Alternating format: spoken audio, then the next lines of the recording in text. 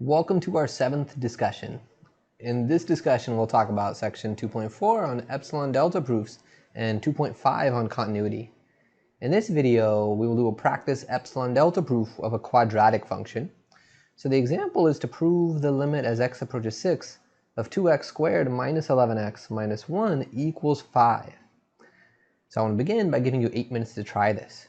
4, 3, 2, 1, pause the video and try this for 8 minutes. Alrighty, so hopefully you've done that. Hopefully you paused it for about 8 minutes to try it. Let's get into it. I want to begin with some scratch work. In the scratch work, we work backwards to guess a value for delta. So I usually start by saying, let's let epsilon be greater than 0.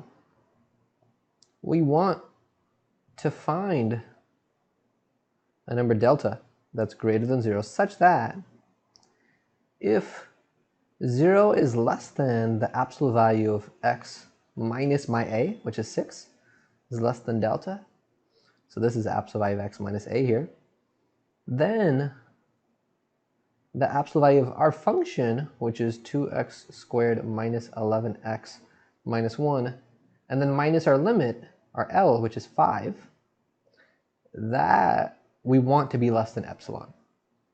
So this other absolute value is absolute value of f of x minus L. And we start this with the epsilon inequality. 2x squared minus 11x minus 1 minus 5. Let's just simplify it a little bit. We get minus 6 is less than epsilon. And now our goal is to make this look like the delta inequality. Absolute value of fx minus 6 is less than delta. So I can match things up and figure out a good guess for delta. All right, so I can factor this. So if I factor it, I know I'm going to have a 2x and an x. And from playing around with a little bit, I'll get a 6 and a 1. This is a positive or a plus, and that's a minus.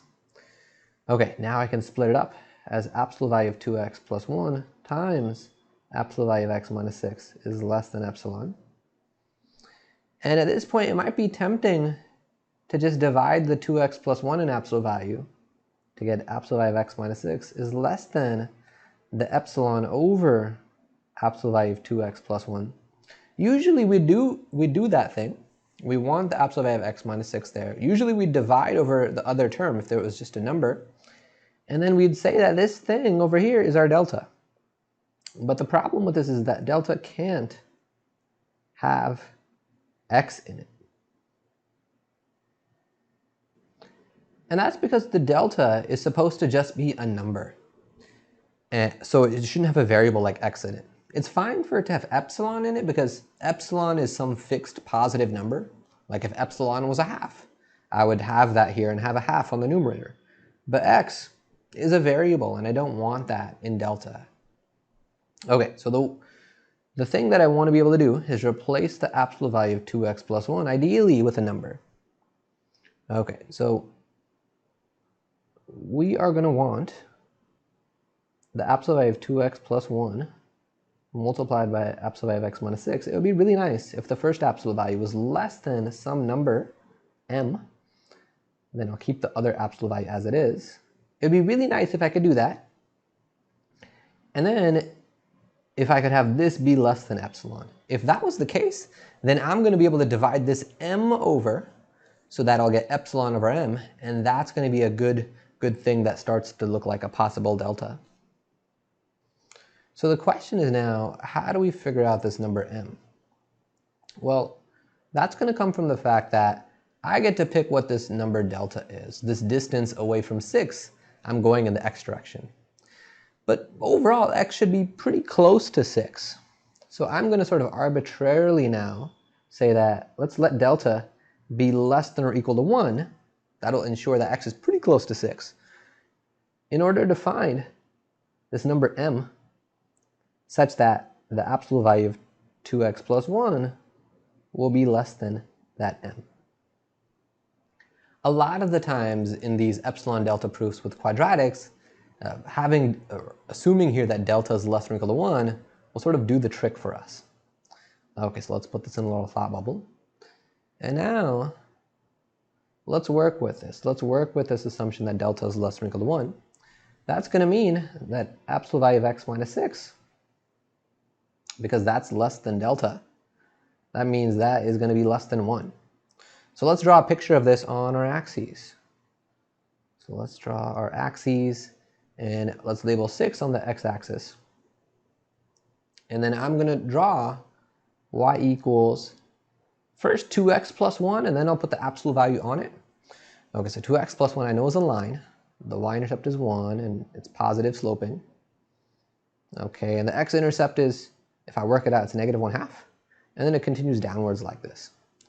When I put the absolute value on it, that's going to take any part of the graph that's below the x-axis, like this, and flip it up across the x-axis to make those y values positive.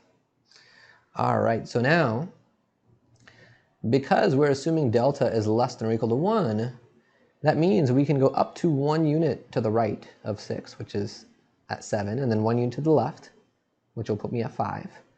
So let's draw up until I hit my curve, and draw up from 7 until I hit the curve. And I should also draw a point where 6 is on the curve. If I plug 6 into this function, I'll get 13. And then at those other two endpoints, the 5 and the 7, let's just create our epsilon window. If I plug 5 into this function, I get 11. And if I plug 7 in, I'll get 15. So if I look at where, how big our function, absolute value of 2x plus 1, can get in this sort of interval of values here, what we can say is, what we notice is, absolute value of 2x plus 1 is less than 15. Okay, so now let's put this into this chain of inequalities. If I do that, we will get the absolute value of 2x plus 1 times the absolute value of x minus 6 is less than, now that first absolute value is less than 15, and then times absolute value of x minus 6. And we are going to want this to be less than epsilon.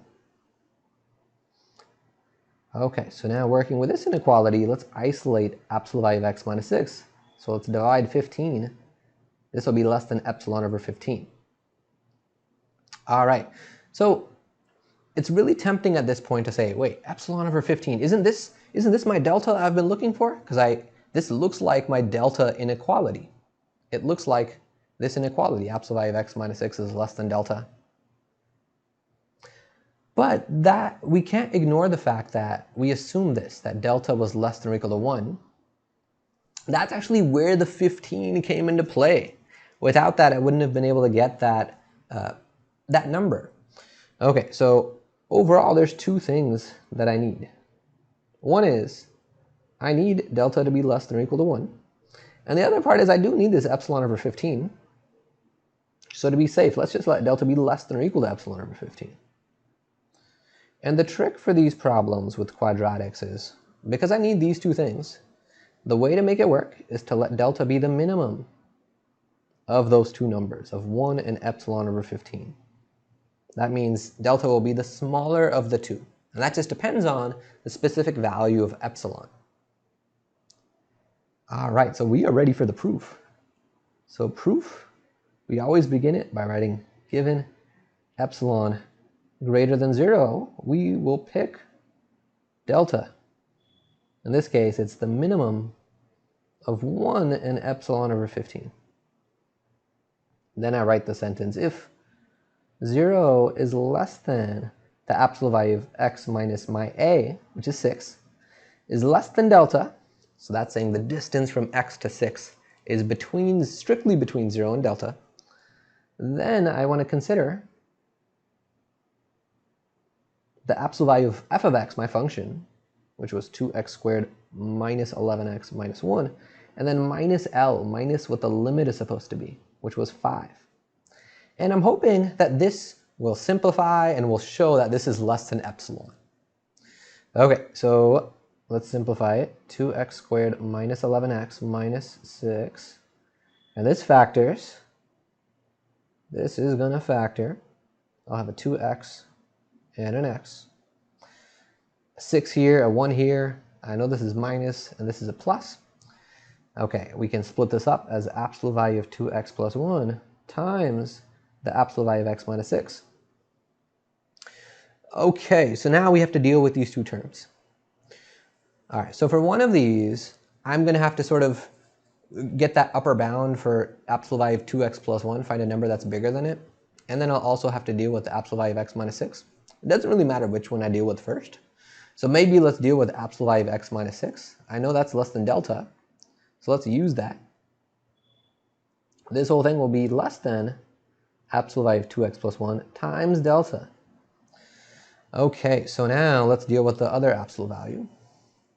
We can handle that from what delta is. Because delta is the minimum of these two things, it's going to be less than or equal to both of them. So if I use the fact that it's less than or equal to 1, because absolute value of x minus 6 is less than delta, that's going to mean absolute value of x minus 6 is less than 1. And to break this down, we'll get x minus 6 is in between -1 and +1. That's got to be the case if its absolute value was less than 1. And now I try to do the same thing to each part of this to make the middle become 2x plus 1, like I have in my absolute value. Okay, so first I'll add 6 to everything. Let's add some 6's. We will add some 6's, and that gives us, let's see, 5 is less than x is less than 7. And now we can multiply everything by 2 to get 2x, so times 2 times 2 times 2.